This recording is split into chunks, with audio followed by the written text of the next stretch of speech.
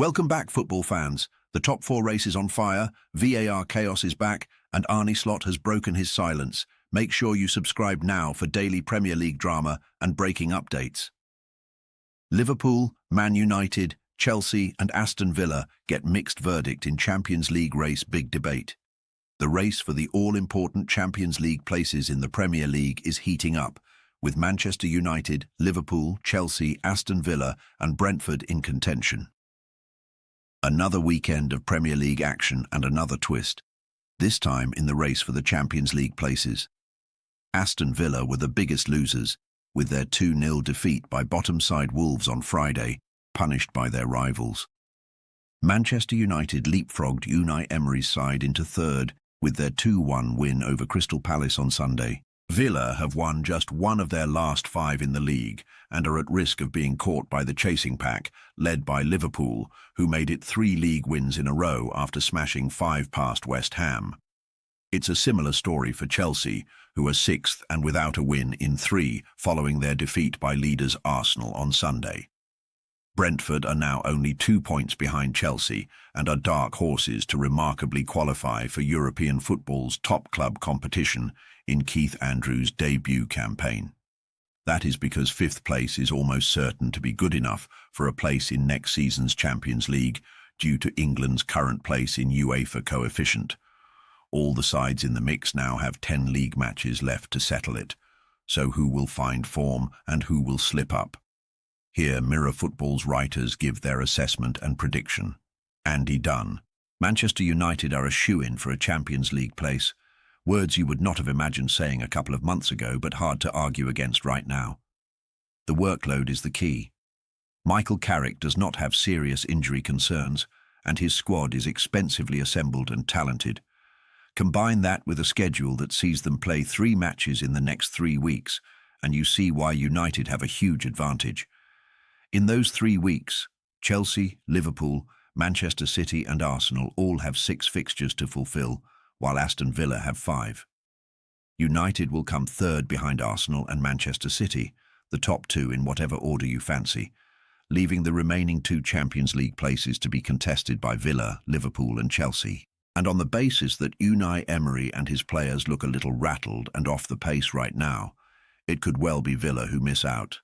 Brentford will keep the top 5 honest, but have United, City and Liverpool in their last 5 fixtures and will have to settle for a Europa League spot.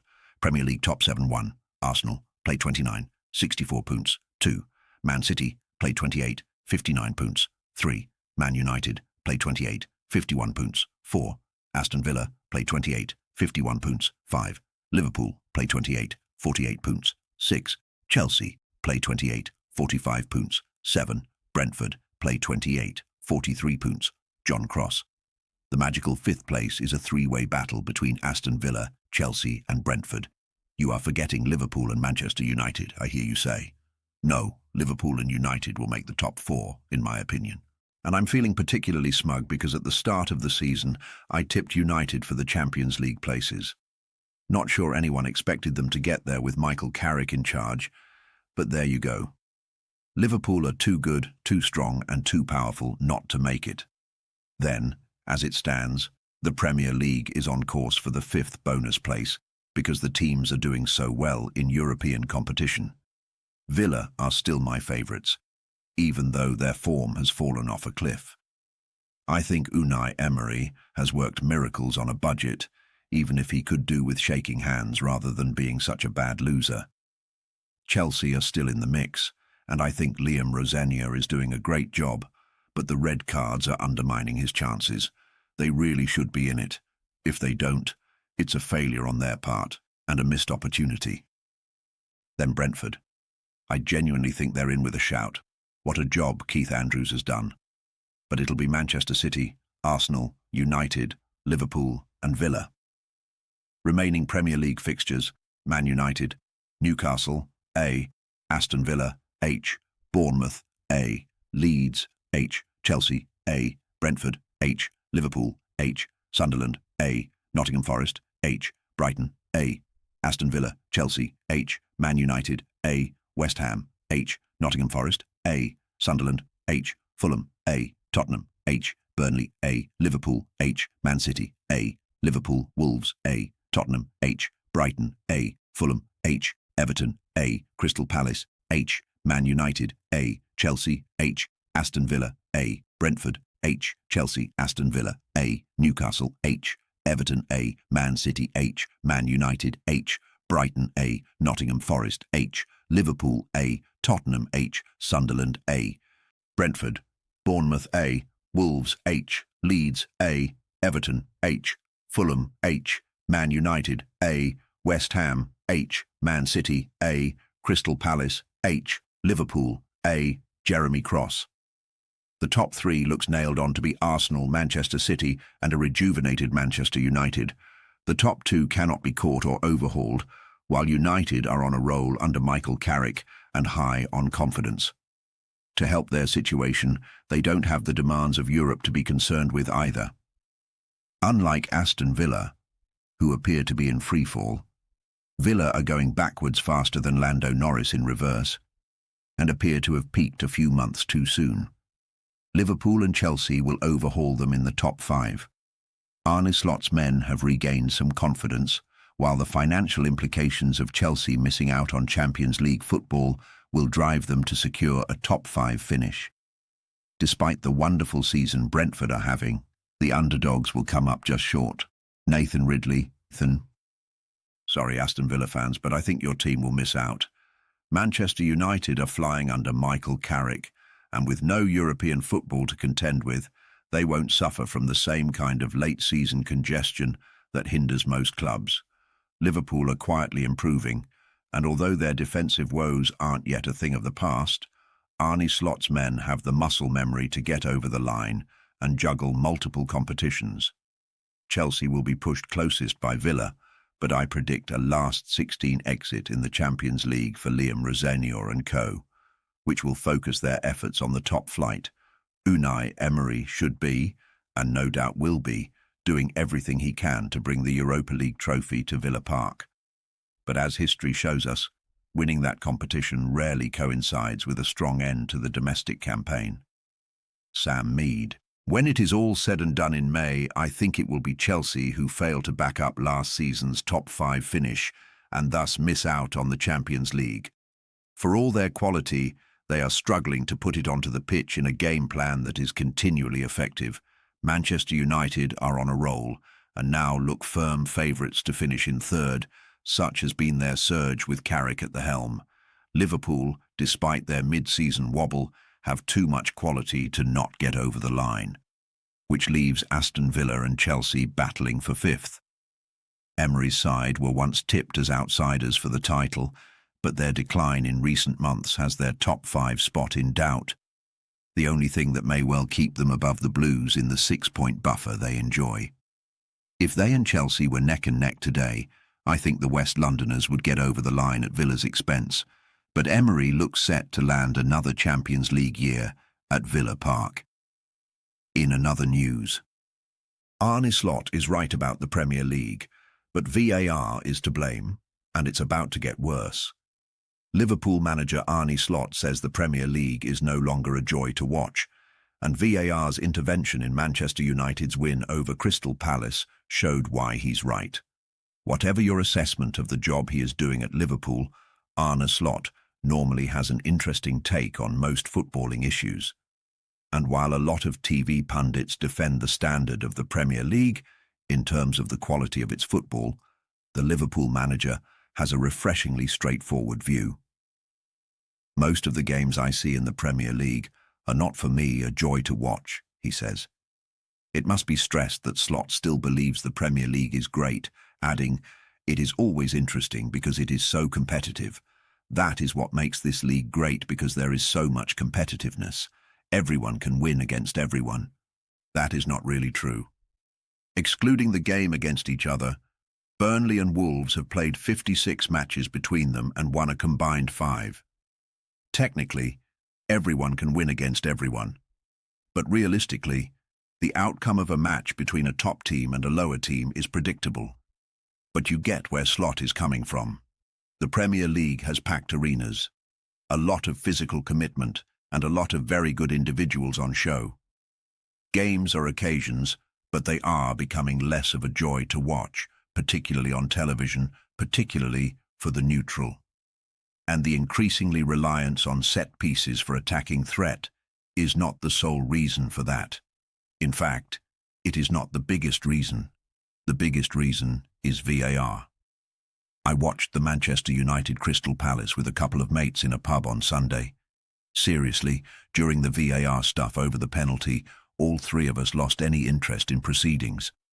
The new guidelines will empower VAR to overturn a second yellow card if it is an obvious mistake by the referee.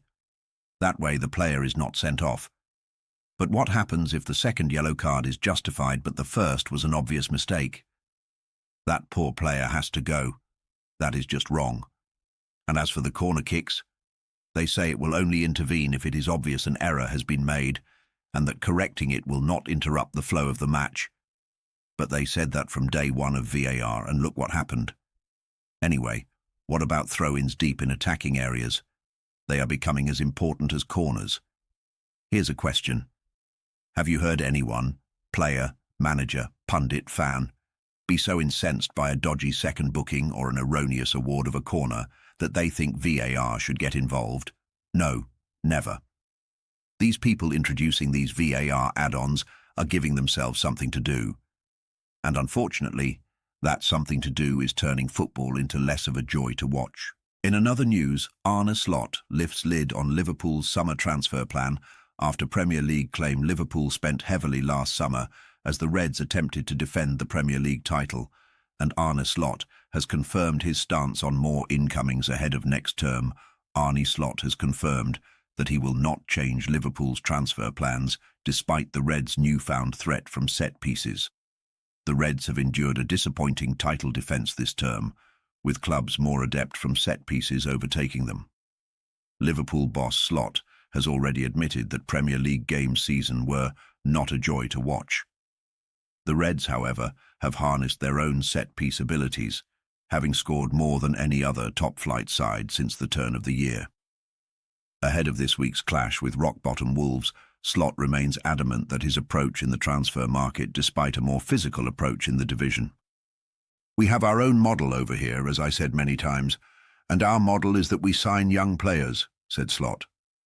It's normal for younger players that they have to adapt usually more towards the Premier League than if you sign players that have already played in the Premier League, that are 27 and are already in the end of their physical growth.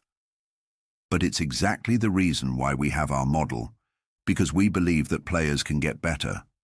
This club has shown that we can achieve things, as we did 5 years ago and last season, with our model.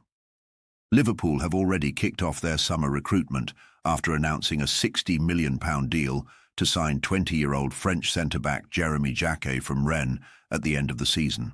And Slot added, "A rebuild takes time, a transition takes time, and that's what we did last summer. But we didn't expect the league to become like it did this season. You couldn't know this because last season it wasn't as extreme as it is this season. That is usually what happens. If a team has a success in a certain area, then it is being copied. 10 to 15 years ago, a lot of people wanted to play like Barcelona. Let's hope the one that wins the World Cup has a great style of play, wins it by scoring open play goal after open play goal, and doesn't win it for a different reason. The Premier League is powerful in the sense that every ball is being kicked forward, especially in the beginning of the season. That was especially against us. That has settled down a little bit in my opinion. In the first 10 games or something, it was just long ball after long ball after long ball, direct style. In another news, ex-Premier League ref demands no-nonsense approach to corners. It's become like rugby. Corners have become a huge asset for Premier League teams over the past few seasons, but former Premier League refereeing Mark Halsey has sent a warning to the game's organisers. Ex-Premier League referee Mark Halsey has called for a mass crackdown on grappling from corners after an embarrassing incident between Manchester United and Everton. Corner kicks have become particularly productive weapons for teams in the top flight over recent seasons.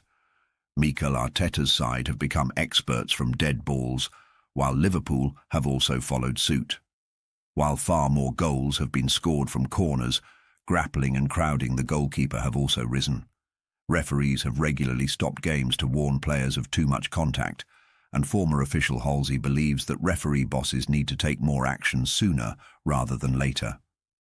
Speaking to The Sun, he said, "The PGMOL have got to lead their referees into a no-nonsense approach to these grappling incidents in the penalty area from corners because it has become an absolute joke. It needs to be dealt with sooner rather than later. Referees do not want to keep making decisions when they are all jostling. It has become like rugby. It is like being at Twickenham. If it means giving loads of free kicks and penalties, then so be it. That is the only way to stop it." The Everton versus Manchester United game last week was a joke. It was farcical and embarrassing, and it is happening week in, week out. But it is also down to the players and set-piece coaches. They are to blame, not referees. Sometimes you feel sorry for the officials. As soon as that corner kick is taken, give a penalty or a free kick. As long as you are being consistent, people cannot argue. People are fed up of a referee stopping the game, having a word with players, not taking action, and then allowing them to continue grappling. They do not take any notice. Everyone is getting fed up of it. If you give penalties and free kicks every single time, players and fans cannot complain. Halsey's view was echoed by former assistant referee Darren Cann, who told the BBC that something needs to be done. He said, "At many corner kick situations, there are often as many as 16 players packed into the 6-yard box. This, frankly, is becoming a nightmare for the referee team to police. We must find a solution to this epidemic." The frustration is evident throughout the game, Everton boss David Moyes being prepared to speak out. He suggested that referees really don't want to get involved, but it was really poor that they've not tried to deal with it. Chris Foy in The Guardian has claimed that refs are looking at the material impact and claimed that attackers can be as responsible as defenders. But he confessed that there can be an equaling out, as he explained. Sometimes they are both having a little push and a pull. They call it mutual holding, and the best outcome there, in my opinion, is to allow play to continue. While Arsenal remain the experts from set pieces, Liverpool have caught them up, having scored the most from non-penalty dead balls since the change of the year. Despite that, Reds boss Arne Slot has a controversial view and has claimed that the new physical approach has made games not a joy to watch. Meanwhile, it has also been revealed that Arsenal set-piece coach Nicolas Jova earns a bonus for every set-piece that the Gunners score from due to a clause written into his contract. What do you think? Is VAR ruining the season? And who finishes in the top 4? Drop your predictions below, like the video, and don't forget to subscribe for more football drama.